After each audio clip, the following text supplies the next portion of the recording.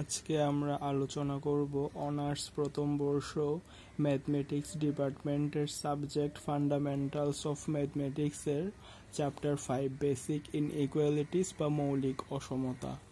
তো আমরা এখানের মধ্যে অসমতা কি বা এই চ্যাপ্টারের ম্যাথগুলো করতে যে সূত্রগুলো লাগে সেই সূত্রগুলো আমরা আগে থেকে লিখে রাখছি, যাতে করে আমাদের এই জিনিসগুলো লিখতে সময় না লাগে আর কি। আমি এতটুকুতে বুঝাই দিই।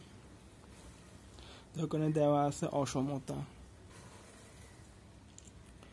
অসমতা কি? আমাদের চ্যাপ্টারের নাম হচ্ছে বেসিক ইনইকুয়ালিটিস বা মৌলিক অসমতা। তো এখানের মধ্যে অসমতা একটা শব্দ আছে। হ্যাঁ, অসমতা কি? অসমতা হচ্ছে একটি সম্পর্ক। যে সকল গাণিতিক বাক্যে greater than, less than, not equal এই চিহ্নগুলো ব্যবহার করতে হয় তাকে অসমতা বলে। হ্যাঁ, অসমতার প্রকারভেদ আমরা জানি। অসমতা দুই প্রকার, একটা হচ্ছে শর্ত সাপেক্ষে অসমতা আর একটা হচ্ছে শর্তহীন অসমতা। শর্ত সাপেক্ষে অসমতা কি? শর্ত সাপেক্ষে অসমতা হচ্ছে সম্পর্কযুক্ত চলকের নির্দিষ্ট কিছু মানের জন্য সত্য, আর শর্তহীন অসমতা হচ্ছে সম্পর্কযুক্ত চলকের প্রত্যেকটি মানের জন্য সত্য। তো এখানে একটা উদাহরণ দেওয়া আছে, দুই দিকে দুইটা।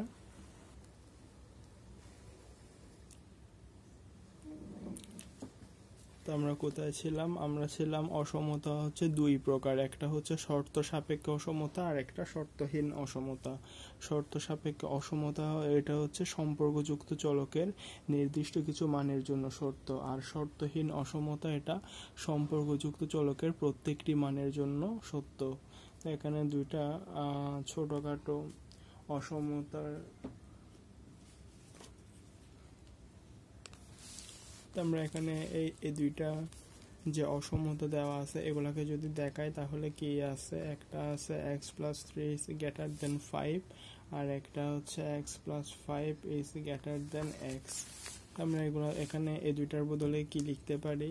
আমরা এখানে আমাদের দোনো জায়গার ক্ষেত্রে এটা হচ্ছে শর্ত সাপেক্ষে অসমতা আর এটা হচ্ছে শর্তহীন অসমতা। আমরা শর্ত সাপেক্ষে অসমতা জায়গায় কি দেখতেছি? আমরা যদি এখান থেকে x এর মান বের করি তাহলে 3টাকে এইদিকে আছে +3, এটাকে ওইদিকে পাঠাই দিলে -3 হয়ে যাবে, তার মানে হচ্ছে 2। হ্যাঁ, এখানে যে অসমতাটা দেওয়া আছে শর্ত সাপেক্ষে অসমতার ক্ষেত্রে, শর্ত সাপেক্ষের অসমতার ক্ষেত্রে আমরা দেখতেছি x এর মান 2 এর চেয়ে বড় যে কোনো মানের ক্ষেত্রে এই অসমতাটি সত্য হবে। তো আমরা এখানে যদি দেখি 2 এর চেয়ে বড় মানগুলো আমরা কত ধরবো? 2 এর চেয়ে বড় মানগুলো যদি আমরা এরকম ধরি, x এর মান 2 এর চেয়ে বড় হলে 3, 4, 5, 6, 7 এরকম করে করে চলতে থাকবে।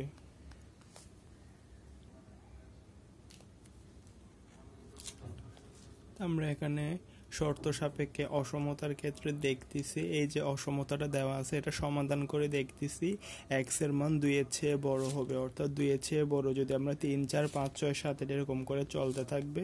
তো আমরা এখানে যেটা অসমতা দেওয়া আছে x plus 3 এটার মান বড় হবে 5 এর চেয়ে। তো আমরা এখানে যদি x এর যে মান আছে এগুলো একটা একটা বসাই, তাহলে x এর জায়গায় যদি 3 বসাই তাহলে 3 এ 3 এ 6 অবশ্যই 5 এর চেয়ে বড়, তার মানে এই প্রথমটার জন্য অসমতা সঠিক। তারপরে আবার যদি এখানে x এর জায়গায় 4 বসাই তাহলে হচ্ছে 4 এ 3 এ 7 অবশ্যই 5 এর চেয়ে বড়, ওই জন্য এটাও ঠিক আছে। তো x এর জায়গায় যদি আমরা 5 বসাই 5 এ 3 এ 8 অবশ্যই 5 এর চেয়ে বড়, এটাও ঠিক আছে। তারপর যদি 6 বসাই তাহলে 6 এ 3 এ 9 অবশ্যই 5 এর চেয়ে বড়। তো আমরা দেখতেছি যে আমরা এখানের মধ্যে সবগুলাই মানগুলো যেটা পাইছি আর কি। এখানে যে অসমতাটা দেওয়া আছে এটা হচ্ছে আমাদের শর্ত সাপেক্ষে অসমতা। এই অসমতার ক্ষেত্রে শর্ত কি? শর্ত হচ্ছে x এর মান অবশ্যই 2 এর চেয়ে বড় হবে। তো আমরা এখানের মধ্যে যে অসমতাটা দেওয়া আছে এটা ক্যালকুলেশন করছি, ক্যালকুলেশন করার পর এরকম একটা অসমতা পাইছি যে x is greater than 2, অর্থাৎ এখানে যে অসমতাটা দেওয়া আছে এইটা, এই অসমতাটার সমাধান হচ্ছে x is greater than 2, অর্থাৎ x এর মান যদি 2 এর চেয়ে বড় হয় তাহলে এই অসমতাটা সত্য হবে। এই অসমতাটা সত্য হবে। তো আমরা দেখছি যে এখানে এক্স এর মান 2 এর চেয়ে বড় মানগুলো বসাই দেখছি যে মানে এখানে প্রতিটার ক্ষেত্রে এক্স এর মানগুলো সত্যি। তো এখানে শর্ত সাপেক্ষ মানে কি, এখানে হচ্ছে একটা শর্ত আছে, শর্তটা কি, শর্তটা হচ্ছে এক্স এর মান অবশ্যই 2 এর চেয়ে বড় হতে হবে। তো এই জন্য এটাকে বলছে শর্ত সাপেক্ষে অসমতা। আর একটা হচ্ছে শর্তহীন অসমতা। শর্তহীন অসমতাটা কি, শর্তহীন অসমতাটা হচ্ছে এটা হচ্ছে যে কোনো এক্স এর যে কোনো মানের জন্য সত্য। তো আমরা এখানে এক্স এর মান যদি 1 বসাই তাহলে হচ্ছে আমরা যদি আমরা এটার ক্ষেত্রে দেখতেছি যে এক্স এর মানটা একটা নির্দিষ্ট, হ্যাঁ, যে মানে 2 এর চেয়ে বড়ই হতে হবে, 2 এর চেয়ে ছোট হলে এই অসমতাটা হবে না। তো এই অসমতাটার ক্ষেত্রে শর্ত কি, শর্ত হচ্ছে এক্স এর মান অবশ্যই 2 এর চেয়ে বড় হতে হবে, তারপরেই এই অসমতাটা সত্যি হবে। কিন্তু এখানের ক্ষেত্রে আমরা দেখতেছি এক্স এর নির্দিষ্ট কোনো মান নাই, এক্স এর যে মানটাই বসাই ওই মানটার জন্যই এই অসমতাটা সত্যি। আমরা এক্স এর মান যদি কয়েকটা মান নিই, এক্স এর মান 0 নিলেও এই অসমতাটার মান সেম, মানে এই অসমতাটা সত্যি হবে -1 -2। হ্যাঁ, তো আমরা যদি মাইনাসের মান নিই তারপর প্লাসের মানও নিই, সব ক্ষেত্রে এই অসমতাটা সমান হবে। এখানে এক্স এর নির্দিষ্ট কোনো মান নাই, এক্স এর মান কত, এক্স এর মান হচ্ছে -ইনফিনিটি থেকে +ইনফিনিটি পর্যন্ত। হ্যাঁ, এক্স এর যে মানটাই নেওয়া হোক না কেন এই শর্তহীন অসমতার ক্ষেত্রে প্রতিটার জন্য এটা সত্যি হবে। আমরা যদি এখানে এক্স এর মান 0 বসাই তাহলে 0-র সাথে 5 যোগ করলে কত হয়, এইদিকে 5 হয় আর এইদিকে হয় 0। হ্যাঁ, 0-র চেয়ে 5 অবশ্যই বড়। তো আমরা যদি এখানে এক্স এর একটা নেগেটিভ মান নিই তাহলে এটা হচ্ছে 4। হ্যাঁ, তো 4 -1-এর চেয়ে 4 অবশ্যই বড়। আর একটা যদি নেগেটিভ মান দিয়ে দেখি তাহলে হচ্ছে এখানে থাকে 3, -2 এর সাথে +5 যোগ করলে 3 থাকে, আর এদিকে থাকে -2, তার মানে -2 এর চেয়ে অবশ্যই +3 বড়। তো আমরা এক্স এর মান 0 নিয়েও দেখছি এই অসমতাটা সঠিক আছে, এক্স এর মান নেগেটিভ নিয়েও দেখছি এই অসমতাটা সঠিক আছে। এখন এক্স এর যদি পজিটিভ মান নিই তাহলে হচ্ছে 4 বসালে কত, 5 4 9, 9 অবশ্যই 4 এর চেয়ে বড়। আর হচ্ছে 5 5 10, 10 অবশ্যই 5 এর চেয়ে বড়। তো আমরা এখানে কি দেখতেছি, এই অসমতাটার ক্ষেত্রে আমরা শর্তহীন অসমতার ক্ষেত্রে দেখতেছি যে এই অসমতার কোনো শর্ত নাই, মানে এক্স এর মানের উপর কোনো শর্ত আরোপ করা হয় নাই।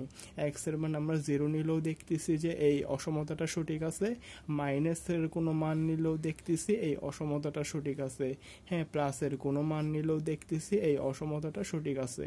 তো আমরা যেহেতু এই অসমতার ক্ষেত্রে কোনো শর্তই নাই ওই জন্য আমরা এটাকে শর্তহীন অসমতা বলি। আর এটা হচ্ছে শর্তযুক্ত অসমতা মানে কি, এখানে আমরা শর্তটা কি পাইছি, শর্তটা পাইছি এক্স এর মান অবশ্যই 2 এর চেয়ে বড় হতে হবে।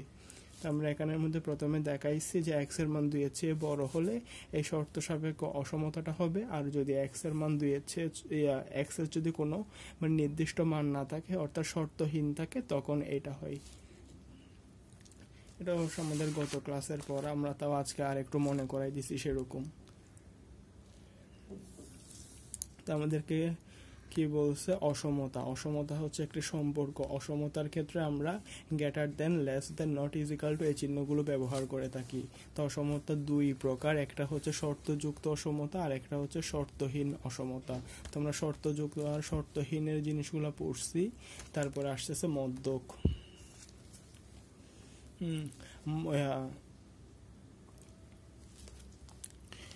গড় বা মধ্যক।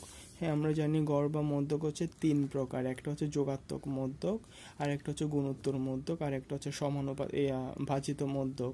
তো এখানের মধ্যে এগুলোর নাম আছে আলাদা আলাদা, যোগাত্তর মধ্যক বা সমান্তর মধ্যক, আর একটা হচ্ছে গুণোত্তর মধ্যক বা সমানুপাতিক মধ্যক, আর একটা হচ্ছে ভাজিত মধ্যক। তো এগুলোর ইংলিশ নামগুলো দিয়ে আমরা মূলত ম্যাথগুলো করি, যেমন যোগাত্তর মধ্যক, সমান্তর মধ্যক বা এরিথমেটিক মিন, তারপর গুণোত্তর মধ্যক, সমানুপাতিক মধ্যক বা জিওমেট্রিক মিন, আর একটা হচ্ছে হারমোনিক মিন।